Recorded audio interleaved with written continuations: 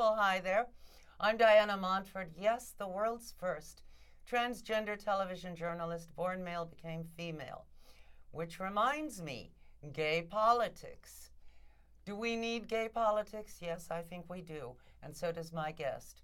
My guest is Mr. Rod Townsend, who is the president of the Stonewall Democratic Club here in New York. It's a club by and for LGBTQ folk and their interests. And yes, we do have interests that are peculiar to our community.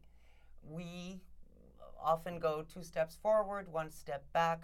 The example of Trump denying trans people the right to serve in the military recently is a prime example of 1 step back. So we will always have to fight the fight. The fight will never be over. Each generation will have to fight the fight anew. It's like civil rights for people of color. We will always have to fight the fight. Anyway, my guest, Mr. Rod Townsend. Hi, Diana. Hi, how are you? So tell me now, you're the president of the Stonewall Dems. I am. Yes. Now, what exactly do the Stonewall Democrats do that is unique to the Stonewall Democrats? We try to serve as a voice and also enable the voices of others in our community. We bring people into the process. We give them an environment where they can feel safe to tell their stories that are often very unique. Each one of us has a, if it's a coming out story or how we got here or where we landed, it's unique to us. Right. And we need safe spaces sometimes to yes, tell those stories. But I am a member of the Stonewall Dems, You as are. you know. Yes, I am. But about 13, 14 years ago, a member of the Stonewall Dems had the bright idea that I jump out of a cake at a party. I was incensed and quit for a long time. That did not make me feel safe. I hope since then the misogyny and sexism and transphobia have been tamped down. I know they must have been because Melissa Sklar's, a trans woman, has been president in the interim between then and now. My mentors in the Stonewall Democratic Club have been women. Oh. And I'm the first male president since I've been a member. How long have you been a member? I joined in 2014. Oh, okay. Yeah, so I'm sort of a newbie. Yeah, and it's amazing that you're a president already. It's been an interesting journey, for sure. But Melissa is someone who I expressed an interest and immediately took me in and asked me what I was interested in, asked me what my story was, and shared her story with me. And we created a quick bond, and we have worked together for years now. And now, of course, you're gay. I am. Yes. I've been outed on television. Well, there you go. No. From Melissa, we went to Unique Ortiz. And Yes. Unique and I also formed a very quick bond, which Who was the succeeding president? she was the next president, a lesbian woman. Yes, as And- opposed to a lesbian man. Yes. Exactly. Yes. It's like a tall child, a small child, yes. She helped me a lot on learning the way that we talk about women and men. And It was really outrageous when I was going to meetings every week. yeah, I mean, they treated me like some bimbo. I was appalled. I can't even imagine something like that Well, happening now. I was very unhappy. Yeah, well, you've been to events since then, and I think Yes, it's a and little bit better because environment. I got over it. Yeah, Because, I wasn't going to let these idiots ruin my life. I can't imagine. Yeah, I was I'm shocked and appalled. I hadn't heard the story before. Yes. And It was Marty Algaze who suggested, hey, why don't we have her jump out of a cake at a party? Hey, you want to jump out of a cake? No, I do not. Well, I was truly horrified. on behalf of the organization, I apologize for that. Well, thank you. I cannot think of Ask the Dirk proper McCall, he'll words. explain. I- But anyway, I'll enough ask about many that people. silly incident. Let's not give it more importance than it deserves. All right. Now, Unique helped you to learn the ropes, so to speak? Unique and I sort of formed a bond on communications type things. We both are very quick and fast on taking larger issues, putting them into a nutshell, and finding a way to communicate those to people. And then Rose Christ was the next president. Yes. An amazing, strong lesbian woman. Yes, who- actually bi, but yes. Yes, you're right. Thank you for She's done the correcting me. show. Yes.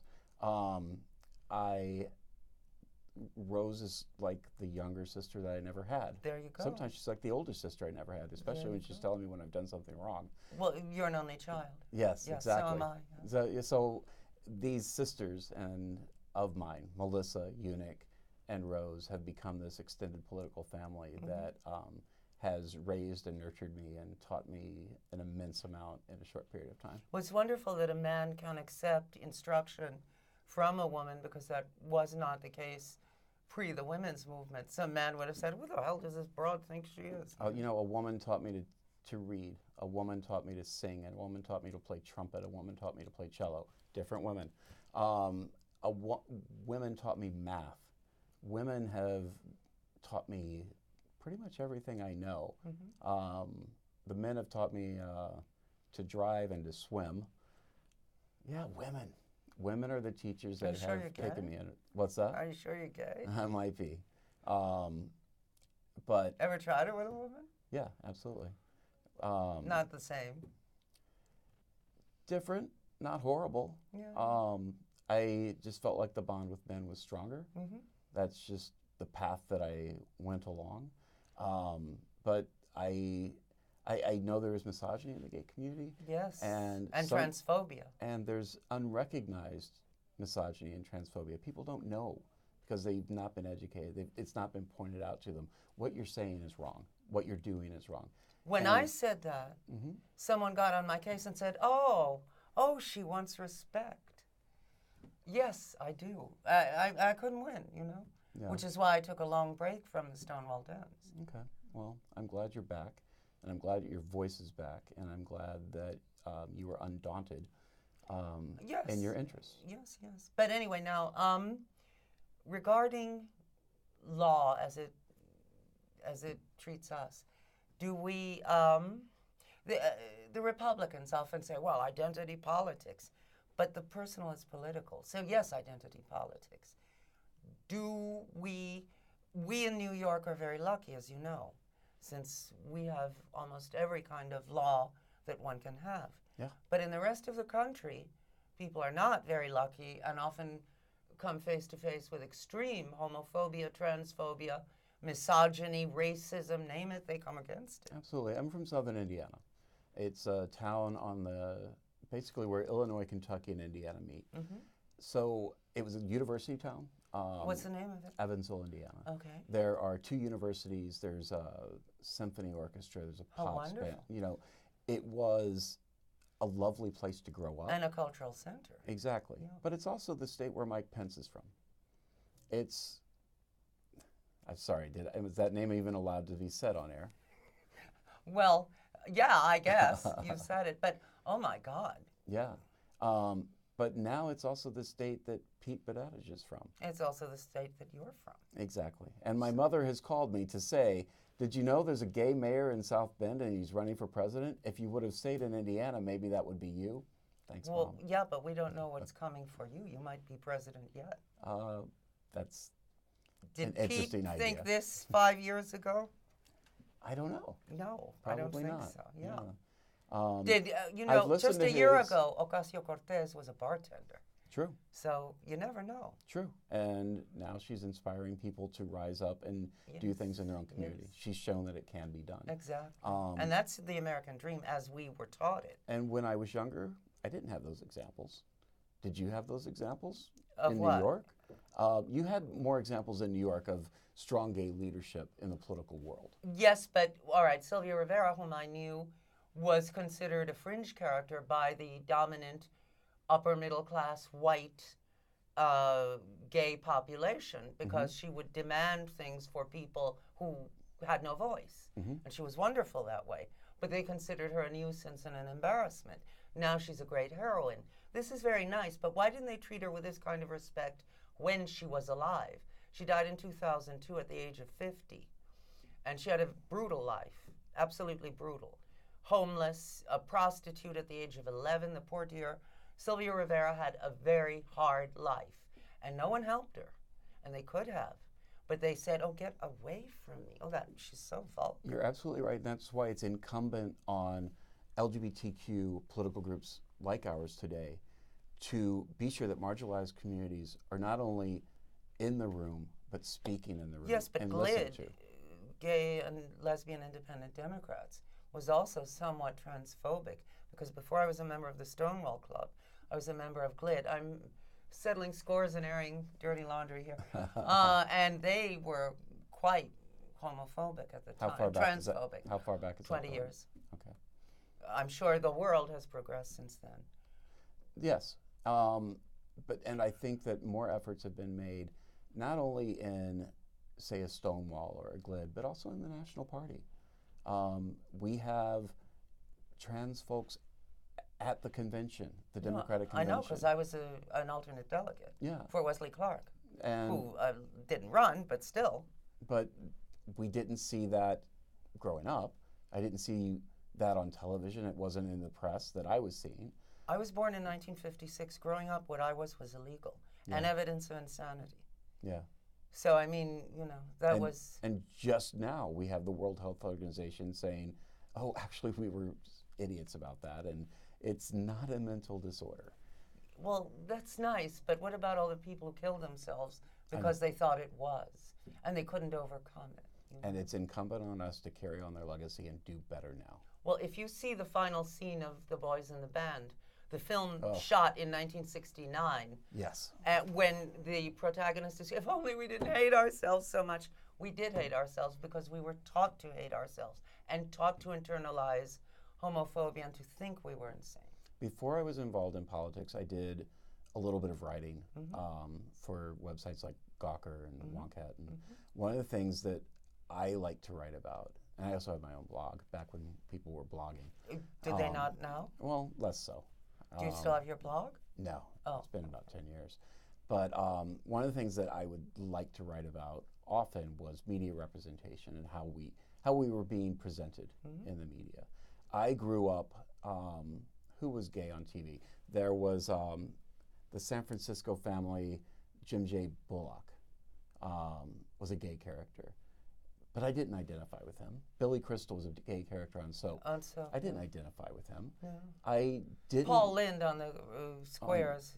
On the Squares and on Bewitched. Squares, and on Bewitched. Now on Bewitched, maybe I did relate to him a little bit. I related to Sabrina, the bad witch. Yeah, yes. Exactly, the sassy ones. Yes. So I think we hold a little bit of them with us still today. Yes. Well, it was basically the whore and the fag, Sabrina and Uncle Arthur. And that's why we're friends. There you go. Exactly. Yes. I used to be a dominatrix. That's what he's referring to. Thanks for reminding them. Yes. I have had dominatrix friends that I would. So have I. Well, I would stay at their home when they would. This is before cell phones, but they would have customers over. Yes. And we would be watching Beavis and Butthead or something ridiculous. But when they would come over, we would change it to football. I would change my stance. Yeah. And all they would see is some guy is in the front room yes. watching football. And that was my way of Good for you. helping. And then they would take care of, business. Make money. Yes. And then the person would leave. I would never see the person. Never needed to. But I was there. So you didn't see Bloomberg and Bush and all those people walking in? Okay. I will not be party to those allegations. I know. And that's a joke, just in case they're watching and say, I'm going to kill I'm just a straight man in this act. Yes, it's a joke. It's a joke. But because of those friendships, I learned the struggles that my friends had. You mean as dominatrix? To make decent money so that they could live their lives. Oh, and people think, you make a fortune. No, I did not, and I didn't get paid for this either. So. No, they always say, oh, you rich dominatrixes. Yeah, really? But those experiences rounded out.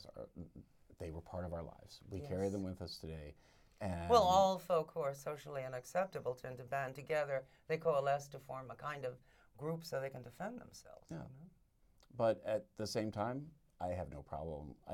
There's no shame in telling our stories. No. And I haven't been a dominatrix since I got into politics. Okay. So, for which someday I'm going to smack that Melissa, boom, right in the face. No, I'm kidding. But she got me into politics. The first fix was free after that. No. I love Melissa. She's great. Yeah. And you love Melissa. Yeah. Yeah. So why should people out there either join or form a gay political club? Because the work is not done and you don't want any backsliding. Simple as that. We have seen in the past 2 years on a federal level just the ignoring the fact that we are human beings. We are being degraded on a daily basis by this And that's just in the administration. dressing room, now. Yes. I mean, at the same time, we've seen amazing progress on the state level through the advocacy and work of people going back decades now. And such as Sylvia Rivera, such as Melissa Sklar. absolutely, Yes. Such as you. Well, there you go. Yeah. You know, I might be carrying the ball right now, but it was thrown many times down the field to get to the point where we are. We're just, we're like people who own a jewel. We don't own it, we're just caretakers. Yeah. And when we die, the jewel goes to others. Absolutely. Yeah. Absolutely. And you talk about forming new things. Absolutely. This is a time where people are trying new ways to gather. There are paradigms that exist in what is a democratic club. We try to switch that up a little bit.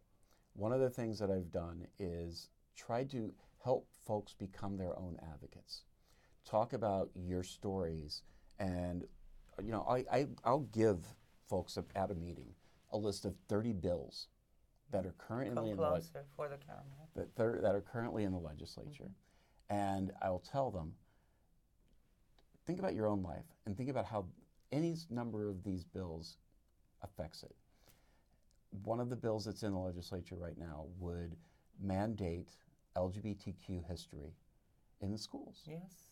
And even if it's just a segment of a class, to let folks know as they're growing up that your history is deep, rich, and beautiful. But you know that the religious right, that drives them insane. The idea of gay history taught in all schools everywhere. I don't know that you can drive someone somewhere where they've already arrived. You mean the genie's out of the bottle? Yeah, the insanity is already there. Well, even when I was in school, we knew Michelangelo was gay and others, Yeah. So, so it wasn't the world's best kept secret. But helping people tell their stories and talk to their elected officials and use storytelling techniques. Like I said, I'm a writer. I've done writing in my life. And showing people that their stories have applicable use in advocacy is something that emboldens them, strengthens them, and gives them a relationship with their elected officials. Basically making lemonade out of lemons. Yeah. Yeah. What does that button signify? That is the Stonewall Democratic Club logo. Oh, I see. Yeah. Okay, well, it didn't exist when I was a member, but I still am a member, but as you know, I don't go to many meetings. So I'm happy to give it to you. No, thank you. I don't wear jewelry. Okay. But anyway, so what if you live in a small town, not the cultural center that you grew up in, but truly a small town, very basic, without great culture, without a symphony orchestra, without universities around, just a little town somewhere in the middle of the U.S., and you're gay, and you think it would be a good idea to start a gay club, and maybe you know of 2 or 3 other gay folk in your area. Can you start a gay political club? In 2015, I asked these mentors of mine, Melissa, Eunuch, all of them, what do people in the rest of the country do? Is there a Stonewall and other, I did some Googling. I realized that there were Stonewall clubs throughout the U.S. Wonderful. Not every state, but there was no national organization. In 2013, after marriage went through the Supreme Court, the money dried up. The money dried up because folks dropped out of the fight. And we are shooting this in 2019. We are shooting this in 2019. And in 2015, I said, it doesn't cost that much money just to create a website. So after a long winter night and a long winter day, I had a website up that listed all of the clubs throughout the United States. I put the word Stonewall Democrat. I called it StonewallDemocrats.us, and no matter what state you were in, you could click the state. If there were multiple clubs in your state, you could find all of them. Now, if you were in most recently, I heard from folks in Tennessee, and I heard one person from Memphis, one person from Eastern Tennessee by Dollywood, and they Mecca of all gay folk everywhere. they didn't know each other, but they had both reached out. There's a thing on the website where you can say, I would like to form a club. Let them introduce each other, and I think they're in the process of putting something together. What is this wonderful website? How can people access It this? is stonewalldemocrats.us. Stonewalldemocrats.us. Yeah. Now, it's not a fancy website. It's my money and my skills that put it together, which are what they are, but it's something I'm proud of. And it's something that I hope, and I've heard from people all over the country, that they found their local club through that website. Sounds like a priceless resource. Yeah, and it took very little effort, and it was something that I saw needed to be done, so I did it. Do people, now, we all know that it can be dangerous. Like Brandentina, for example, was in a small town. It can be dangerous to be LGBTQ openly in places where that's not approved of. What do you advise people who have to be in the closet to survive, to keep a job at, say, Walmart or something? How can they survive and be political at the same time? Can they? They can. That's one of the great things about the internet, is being the kids today, not even just the kids, the adults today, everyone today, can create that support network through a virtual system, through Facebook, through Twitter, through Instagram, all of these. I can't list them all because I honestly don't know them all. But you have this ability to create a support network, albeit maybe virtually, but that person on the other side that'll listen to your story and validate the fact that, yes, what you are feeling, what you are seeing, what you are going through is real. So many people are paranoid and they think, well, it might be entrapment. This person is only pretending to be gay, but they're gay bashers, or it's the government, or it's, it's easy to become paranoid that way if you don't have positive reinforcement from other gay folk. Absolutely. Where you live, And that's why finding those networks is important. And if you don't have that network, you do have the ability to create a secret group in your hometown and just put it out there and see who else shows up. Even if you live in one room, have your friends in your room, and there you go. There you go. Or at the local diner, be discreet. I mean, Yeah, but that's the organizing of the present day. Well, they say the American Revolution was invented in coffee houses. Oh, really? Yeah. That makes sense. Yeah. People of like minds get together and they get an idea. Right. That's how you see some political campaigns come together. It's called the kitchen cabinet. People just sit together and someone says, you know what? You should run for office. Somebody said that once to Elizabeth Warren, and look what happened. Exactly. She was a housewife. Exactly. Yes. I just finished her audiobook. I have a longish commute, so I'm a big audiobook person. I've so far listened to Pete Buttigieg, Elizabeth Warren, Kamala Harris, and just today I finished Julian Castro's book. Wonderful. Yeah. They all have unique, interesting stories. And Elizabeth Warren just was told, do it. Yeah. And she did. Yeah. And now she's coming out with brilliant policy proposals. Absolutely. So glad she's part of it. So am I. And, Pete Buttigieg, or how do you pronounce it? I say Buttigieg. I try to say it as quickly as possible so I don't screw it up. Well, I was told it's like boot, edge, edge. Buttigieg. That's how I remember. And I've also heard Buddha judge. Well, sounds like Buddha judging you, but okay. Yeah. So, I love Pete Buttigieg, and I think he's great. And I would love it if he won. How great for our community. Yeah, we were lucky enough to have his husband, Chasten, join us at our annual event this year. And what people don't, if you just look at him as an objective, there's a gay guy from Indiana. You don't know the fact that he was homeless, living in a car at one point. Well, the husband was, yes, Chasten. Yeah, because his family rejected him. And his family rejected him when he was out. And he's had adversity in his life. Yes. And Pete has been a Marine, if that's not adversity. Yeah. When people are shooting at you, that's adversity. And he was closeted at the time. Imagine. So it's been an interesting journey for both of them. Yeah. I'm thrilled to see. I was an early donor to them. Wonderful. It was just $5, not a rich man. It adds up. But that adds up. And that was how we get them to the debate. You needed to have 40,000 donors for the debate. That can be any amount. Give them 50 cents, you're a donor. And I was happy to go on Twitter and let my friends know, Twitter, Facebook, social media, and let people know. Get him on the stage, you know? Yeah. You may not end up being, he may not end up being your candidate, but don't stop his voice. Right. Now, what is the website for, well, for example, the Stonewall Democratic Club of New York? What is their website? Now that's SDNYC, Stonewall Democrats, New York City.org. SDNYC.org. Correct. And that wonderful thing that you've invented that tells you all the gay political clubs in the U.S.? Is StonewallDemocrats.us. And I strongly urge you to look that up, because wherever you are, and I know we're seen all over the world, could you do a worldwide one, or would that be pushing it? I don't know that I have the knowledge. the capacity how would you know? and the capacity. There's a little club in Kuwait. How would you know this? The capacity to not sleep is probably part of it too. Yeah. And again, the Stonewall.us site is just a directory. Right.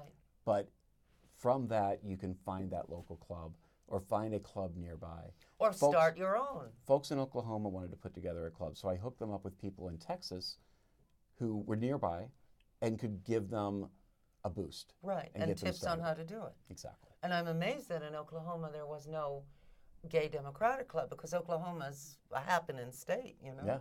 So, again, back to Elizabeth Warren, that's where she's from. Yeah, and she's great, and I love her. And I love Pete Buttigieg. I love a lot of the candidates. We are blessed with great candidates. Yes, we are. Anyway, now, if people want to join here, they can go to the LGBTQ Center on 13th Street. Correct, on the fourth Wednesday of every month. Now, during the summer, it gets a little bit different. We don't meet during June because we have so many activities during Pride. But in July, we will be meeting, and we're going to be hosting a presidential debate watch party. Now, that may not be at the center, but if you look just Google us. We're on social media. We're on the website. Stonewall Democratic Club of New York. My guest has been, we're out of time. My guest has been Mr. Rod Townsend, president of the New York Stonewall Democratic Club, a gay club by for gay people and to promote our interests. My name is Diana Montford. This has been the Diana Montford Show. You know I love you even if no one else loves you. I'm sure Pete does too. Hey, we're your friends, you know. We're gay too, so there you go. So you're not alone, you know. But anyway, you know, get politically involved, because sitting it out won't help anything. You know, I mean, don't be so discouraged with the system that you say, well, it has nothing for me. It does. You make it happen for you, you know, with your votes, with your efforts, standing out in the street, handing out tracts for a candidate. That helps, even if you have no money. Anyway, I love you a lot. I'll see you next time. Bye.